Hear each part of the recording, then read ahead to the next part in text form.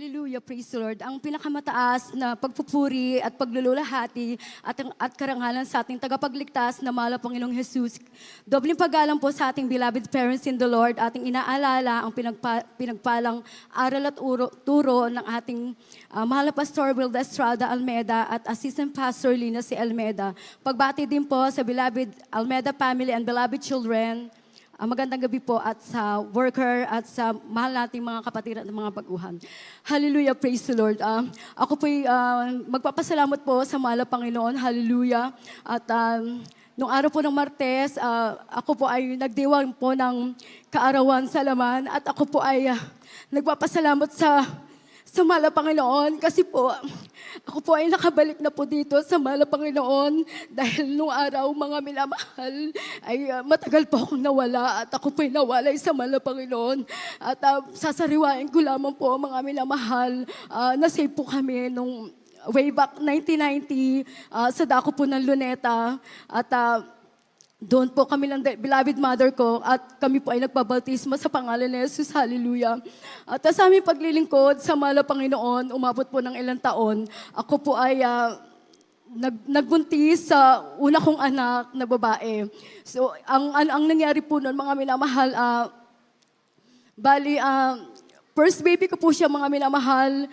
At ako po ay walang check-up, no, kahit na ano po, o ano man ang dahil sa edad ko ng kabataan ko po, ako po ay hindi nagpapacheck up. Hindi ko po namalayan, mga minamahal. Ang aking pagbubuntis po pala ay umabot na ng ganong ilang months na rin po ang inabot noon. Hanggang sa mga minamahal. At sabi nga ng beloved mother ko, bakit hindi ka pa nanganganak? Sabi ko, hindi ko po alam. Sabi ko sa beloved mother ko. Hanggang sa, sabi ko, hintayin na lang po natin na mag-labor po ako. Hanggang sa mga minamahal nung mga panahon na yon. At bigla po akong sumuka, biglang sumakit po yung ulo ko. Yung pagsakit po ng ulo ko, mga minamahal. At ako po yung sumuka na sumuka. Sobrang sakit ng balakang ko. Ang sinusuka ko po ay kulay green po. At yung po mga minamahal, sabi ko sa beloved mother ko, sabi ko, Ma, sabi ko, ang sakit ng ulo ko. Sabi ko, ang sakit po ng balakang ko. Sabi ko, hindi ko alam ang gagawin ko. Tapos sabi ng beloved mother ko, ano nangyayari sa iyo? Baka mahangalak ka na. Sabi ko, Ma, sobrang sakit ng tiyan ko. Sobrang sakit ng balakang ko. Tapos mga minamahal, tinawag din po yung beloved father ko po. Tapos sabi niya, baka manganganak ka na. Sabi sa akin, sabi ko, baka nga po. Sabi ko, bakit? Pero parang ang sakit-sakit po.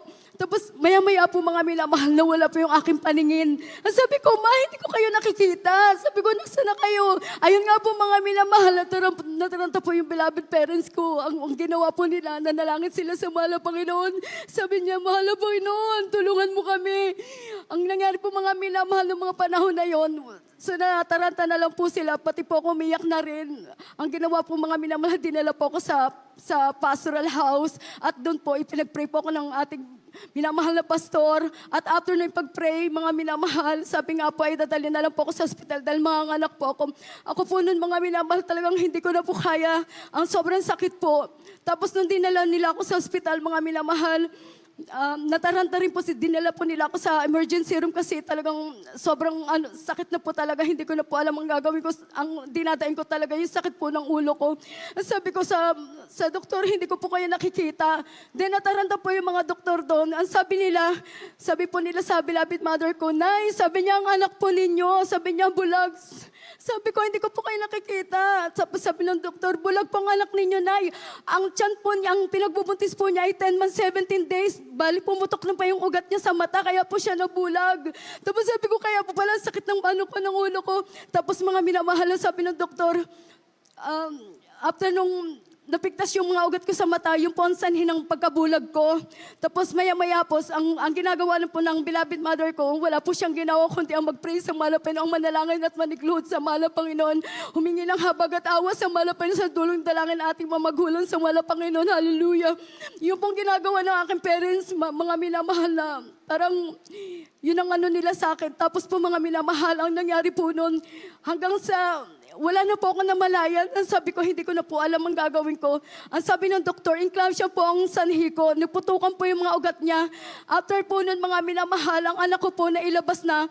Pero ako po, hindi ko na po alam kung ano nangyari sa akin.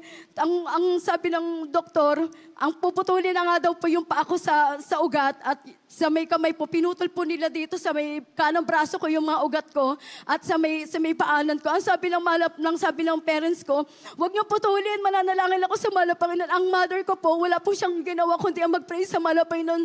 Hanggang sa kalagitnaan ng hospital, marami pong nagtataka, sabi niya, patigilin niyo yung matanda na yan. Sabi niya gano'n. Pero ang beloved mother ko po, mga minamahal, hindi po siya tumigil ng pananalangin sa mahal na Panginoon. Sabi niya, mahal na Panginoon, tulungan niyo po kami. Mahal na Panginoon, ang anak ko po, iligtas mo. Ang nangyari po, mga minamahal, hanggang sa nawala na po ako ng malay. Ang anak ko po ay nailabas na. Ako po, mga minamahal. Bali, ang beloved father ko po ay hindi pa po siya save. Ngayon, mga minamahal, after ko pong nanganak, ang anak ko po ay okay naman po at wala po siyang diferensya. So ako po, mga minamahal, ang nangyari po, mga minamahal, ako po ay 6 na oras na po ako sa morgue. Sabi ng beloved mother ko sa papa ko, magpaalam ka na sa anak mo.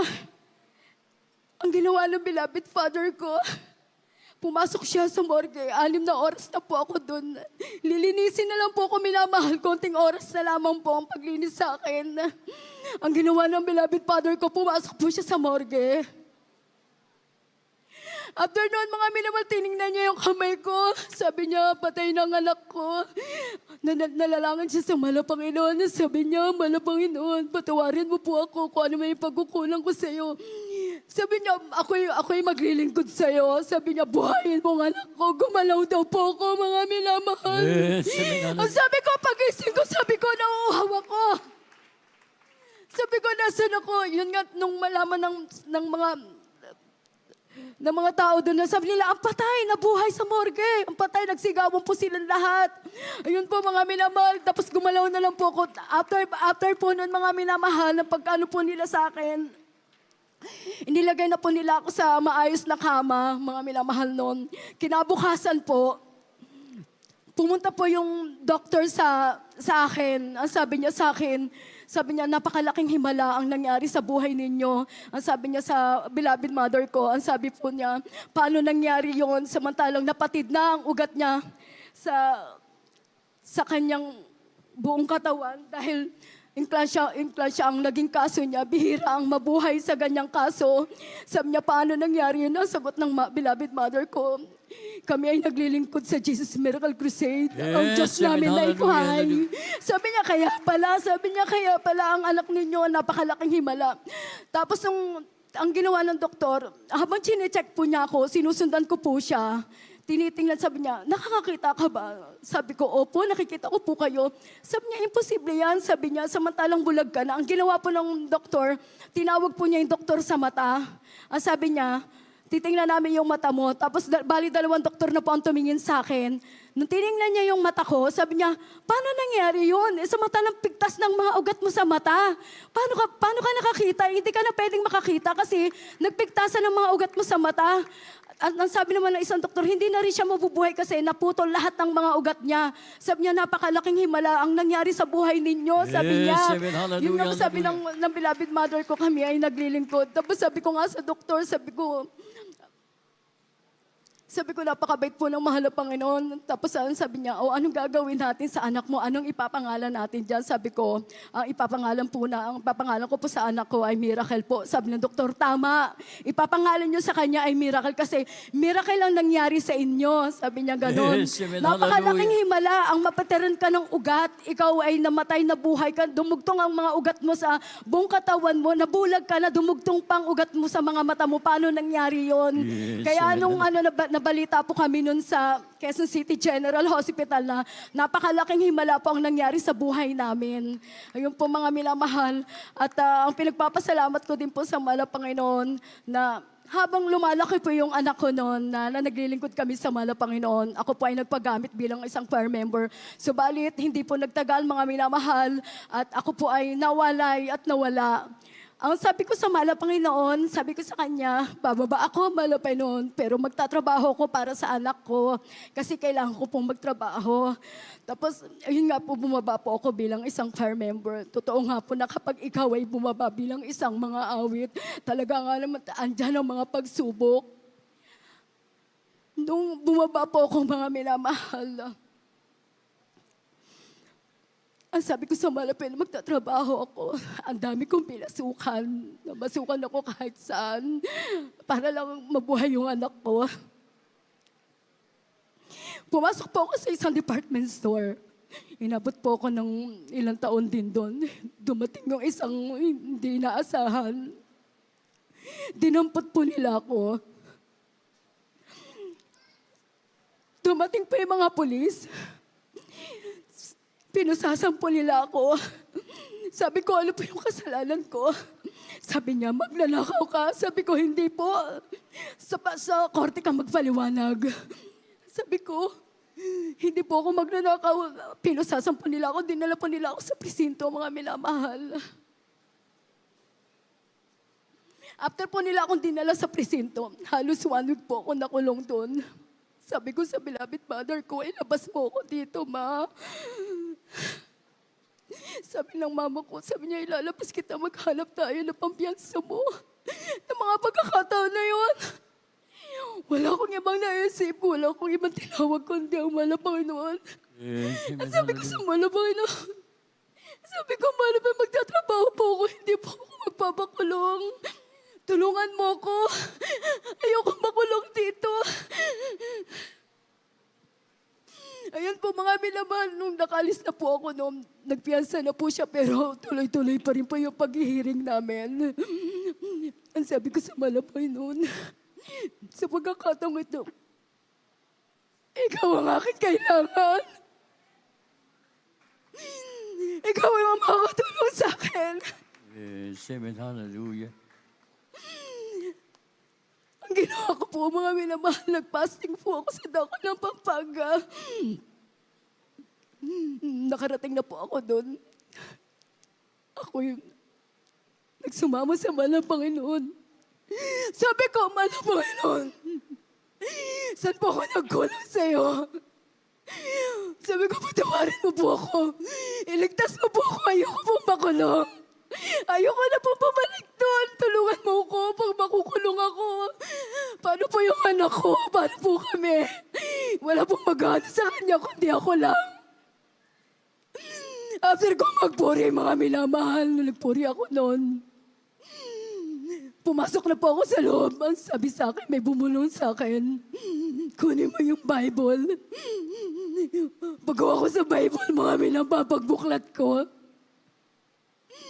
Ang sabi niya sa akin sa mga awit, huwag kang matakot sapagkat ako'y sumasa iyo.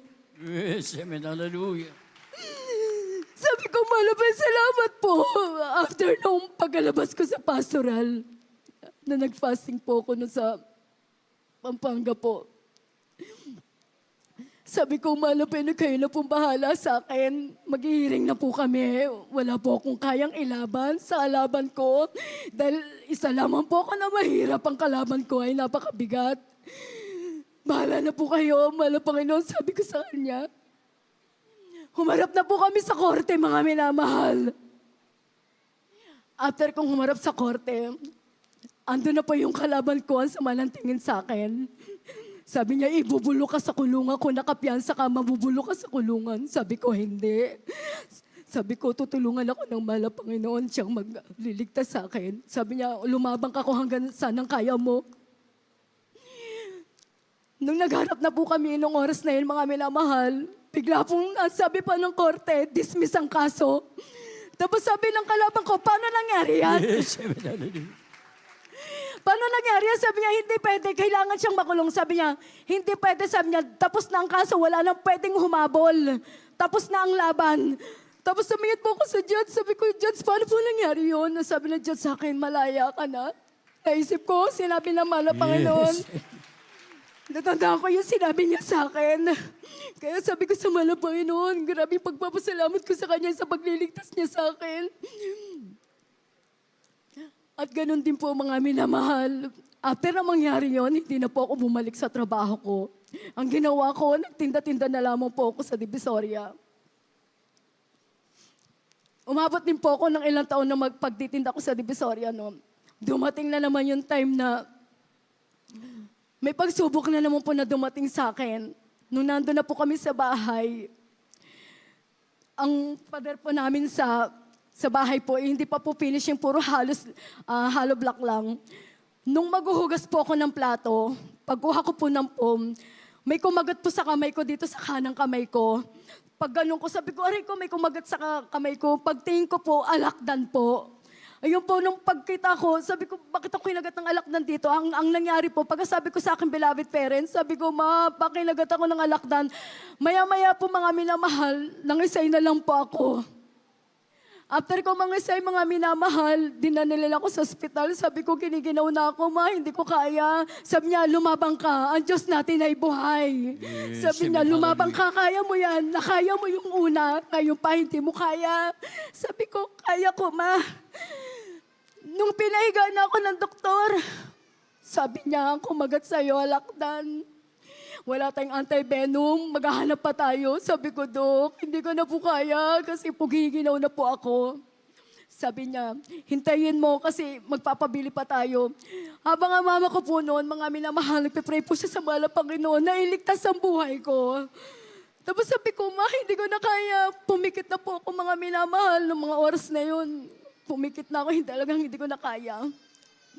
Pero ang mother ko po, wala po siyang tigil sa mga panalangin sa ating pinakamamahal na Panginoon na iligtas uli ang buhay ko.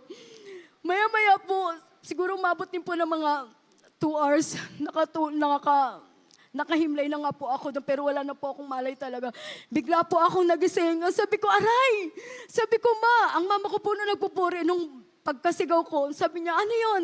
Sabi ko, ma'am, may kumagat po sa kanang braso, sa kaliwang braso ko po. Sabi niya, sino kumagat sa'yo? Sabi ko, kinagat po ako ng langgam. Nung tinignan po ito ng beloved mother ko, ito pong kaliwang braso ko, sabi niya, walang langgam.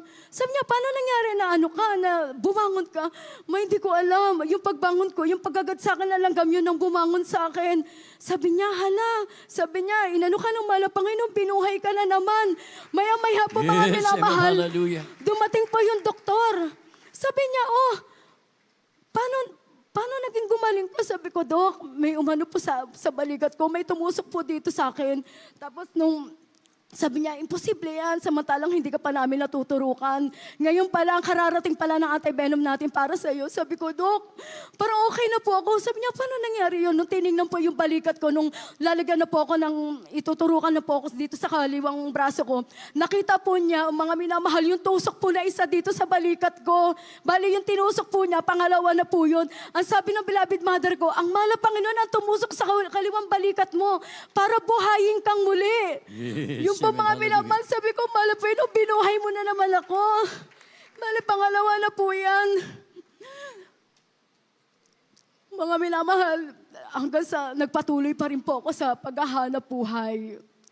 Dumating ulit yung time na may pagsubok po ulit na dumating sa akin. Buhay na naman po ulit.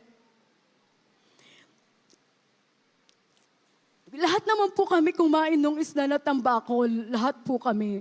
Habang tumatagal po mga minamahal, umano po yung lason sa akin. Sa akin po tumalab, sa mga kasama ko po hindi po tumalab ang lason. Hanggang sa mga minamahal, sumakit po yung balakang ko. Sobrang sakit po ng ulo ko. Pinagpapawisan po ako ng malagkit na giniginaw po ako. Hanggang sa hindi ko na po kinaya, bumaksak na naman po ako mga minamahal. Ang sabi ng mama ko, anong nangyayari sa'yo? Sabi ko, ma, sakit ang tiyan ko. Nagsuka ko po ako ng suka ng mga araw na yon. Hindi ko na po talaga kaya. Ang sabi ng kapitbahay namin, dalhin nyo yan sa doktor, nalason yan. Ayun nga po mga minamahal. Ang beloved mother ko, hindi po siya talaga nagsawa sa mahal na Panginoon na manalangin at humingi ng habag at awa sa mahal na Panginoon sa tulong dalangin nating mga magulang. Hindi nagtitumigil ang magulang ko.